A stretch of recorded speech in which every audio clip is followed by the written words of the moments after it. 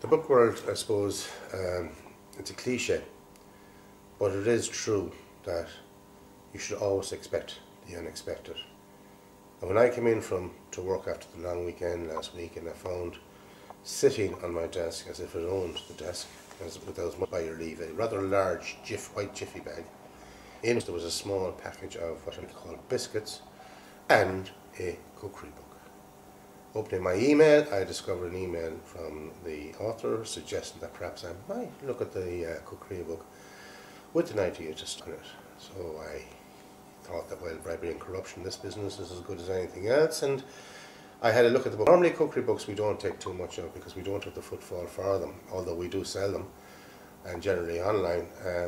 But in this instance I started to look a little bit more at the book and found that there was something more than a cookbook here, and sent an email off to the author early in the morning, and I wished to serve the author. I sent an email off saying, you know, please come in. Within, I'd say, about 15 seconds, there was a responding email. Within 20 seconds, the phone rang.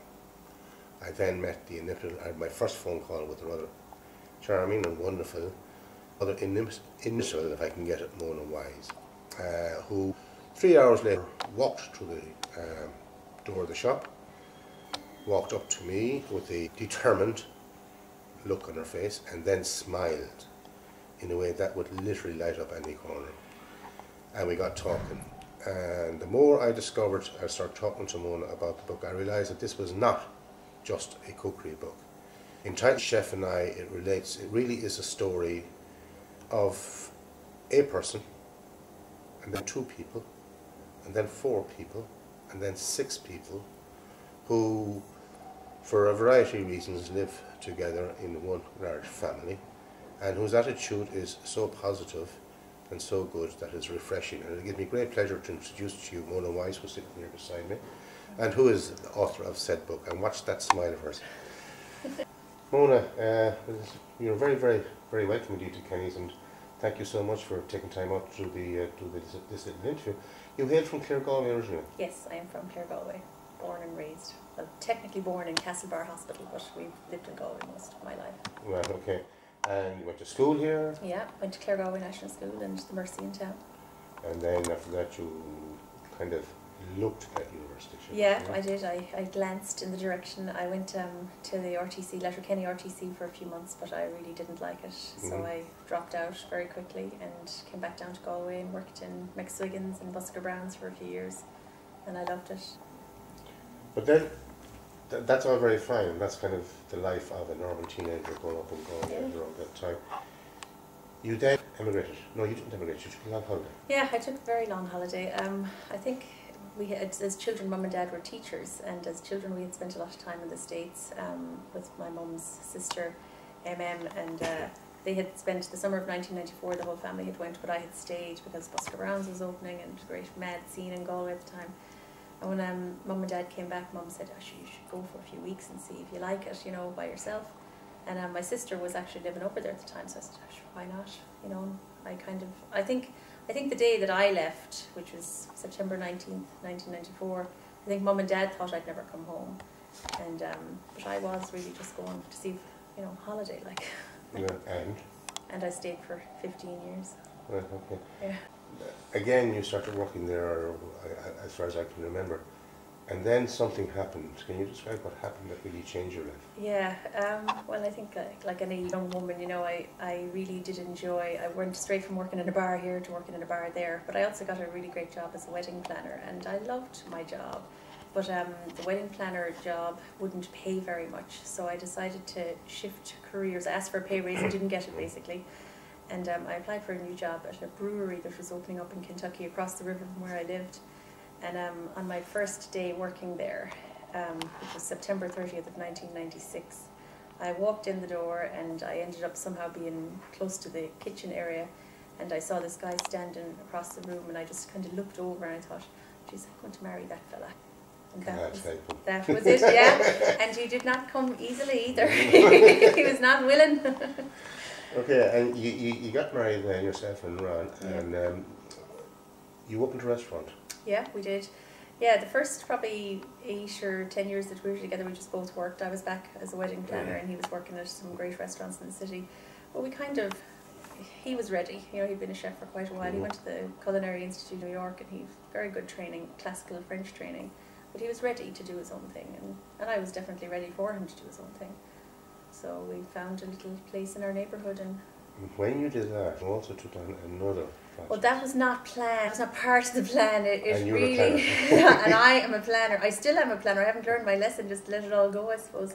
Yeah, we at the same time of getting the restaurant, we signed up to become adoptive parents, and in Ohio, the waiting list, like anywhere else, I think is 3 to 5 years. So the plan was, we signed the paperwork, and we were going to open the restaurant. We signed the paperwork in, you know, the beginning of June, and we were opening the restaurant in September, and we had 3 to 5 years waiting for this baby. So it was great. I had loads of time, the restaurant up and running. But that same day that I signed the paperwork, they called, I dropped it off at 11 o'clock in the morning. They called me at 4 o'clock in the afternoon and said, there's a baby girl 5 days old, will you take her? So we had twins. We had a restaurant and a baby, you know. And obviously you were, I think, if I remember correctly in the book, you talk about actually on the night that the restaurant opened, you had the baby on your hip while you were serving and acting as mate D at the restaurant. Yeah, she slept in a bassinet under the bar for almost the first year and a half of her life. Like, she just was, I never let her out of my sight. It was funny, I wasn't ready to be a mother at all. I wanted at least 9 months like every other mother, but I got like a few weeks. And she really just, now she was an awfully easy baby. I've since had a not awfully easy baby, so I know the difference. Right. But she really was incredibly content and placid. She just literally fit right into what we were doing, you know. So it was easy. I know it's hard to imagine, but it was. And all this actually comes out in your book, My Chef and I, and which is a cookbook. Yeah, it has recipes. I know, it's kind of a love story. It's not just nourishment of the body, there's also nourishment of the soul and the mind in it. Yeah. And what struck me about the book was this wonderful, positive, refreshing attitude that you seem to adopt as a person, and then through your husband and subsequent children, and indeed your own family back here in Galway, this continuation of a wonderful positive outlook, which I think is probably one of the real charms of the book. Well, yeah, I think I have probably more of a positive outlook on life, but I don't know if I've always been that way. We lost Dad, he was very young, he was only 50, and I think, you know, we say it all the time at home, like, life is too short just to be a begrudger or be miserable, you know. It's so short, and Dad was taken so young from us, and I think when that happens to you in life and you lose somebody very close to you, you know, at the wrong age, you know, he was 95 and you haven't lived that long, it does shift the way you think, definitely, yeah. So. And so you come back, then you left the States. Yeah. And you felt that you went to Switzerland for a while, and that didn't work out. Yeah, my brother lives in Zurich and my sister lives on the Swiss border, and we wanted to get closer. They all had children the same age as ours, so we thought it was nice to live, you know, near them, and certainly closer for Mum, puddle jumping, you know, instead of going across the Atlantic. But I had a great job with a very large insurance company, and it was a 1-year contract. We said we'd give it a try anyway and see how it turned out.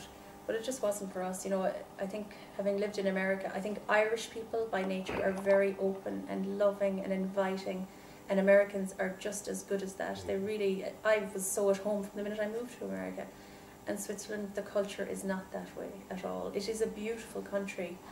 You did landscapes and scenery and everything, but the culture of the people is just very different. It was very hard for us to adapt. And we couldn't actually adapt. We tried. So you moved back to Ireland? Yeah, where, you know, and it's as cliche as it comes, but everything is so much greener here, Des.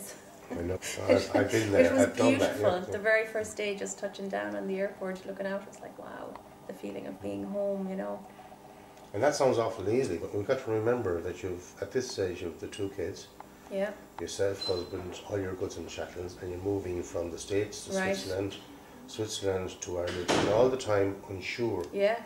Very unsure. Where you're going and what you're doing. Yeah, and the move back, as much as I was happy, and I was happy to get in my car, I knew where I was going, it was so easy, but it was not easy for my husband at all. You know, being from Alabama to Galway was a big, big stretch. Okay. And then the idea, then you took on this creative writing course. I did, yeah. I didn't really necessarily take it on. My mother kept saying to me, you know, that I should do a night course or a night class, but I was very anti-college because of what had happened when I was younger. You know, I just thought I wasn't smart enough, to be honest with you. I really felt I wasn't book smart enough. I was street smart. You know, I'd learned, it worked. But she signed me up with, she paid for it, which was the only reason I went. Fred Johnson, a night class, and doing poetry, and it said creative writing. And I did like the idea of it, because I was blogging at that point. I'd started to blog all about our travels and everything. And that first night when I went into NUI, and I stood outside the door, and I almost thought I couldn't push the door open. I was so just intimidated by the whole idea. But I went in, and Fred is just the kind of guy that, you know, love him or hate him, he is an excellent teacher. And just right from the very first night, I felt so at home there. It also highlighted the fact that I couldn't write for crap. And I had a lot to learn. And that motivated me, really motivated me. Because I think if you go to college to learn something, then it's great. You know, you figure out, okay, I don't know anything, I need to learn now. So. But you moved from the night classes to... I did, yeah, the following February, really, very fast too. I signed up for a second dose of Fred after Christmas, and he was passing out the prospectus one night, and he just said, here, have a look at these courses. And the new course that they're offering at NUI, now it's only in its infancy still, it started in 2007, was a 4-year undergrad for creative writing, or did loads of other women's studies, Irish studies, you know. So I called up John Kenny, Dr. Kenny over at NUI, and I asked him if I could put my name on the list, and only 14 people in the class, very small, so I had to go through the aptitude tests and interviewing, and I had to put together a portfolio. It was very intimidating, but I wrote a nice cover letter with it and got accepted, so I was delighted. And out of that, and this is what I find tremendous, and indeed a witness to your own energy and your own positive outlook, this book emerged.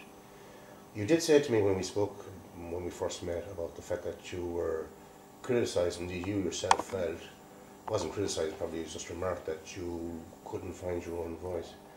I beg to disagree.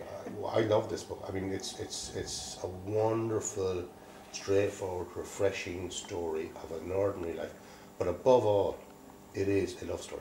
Yeah, it absolutely is a love story. I think my mother and father, I always said I was raised by lovers, you know, they'd be this sickening couple that always hold hands and go for a walk by themselves, and I think I learned so much about their relationship. I mean, they fought like cats and dogs too, but they had such a healthy relationship because they loved each other first. And we, although we came second, we were still the most important things in their lives. And I have learned that, you know, breakfast in bed every morning with my husband for the last 17 years. If we have our time to talk every single day just about us, and then everything else that comes our way, you know. But it's hard work, being in love and staying in love. But and I can guarantee you that this book is seriously worth reading. A true delight. Thank you, Móna, indeed, for talking to us. Thank you very much.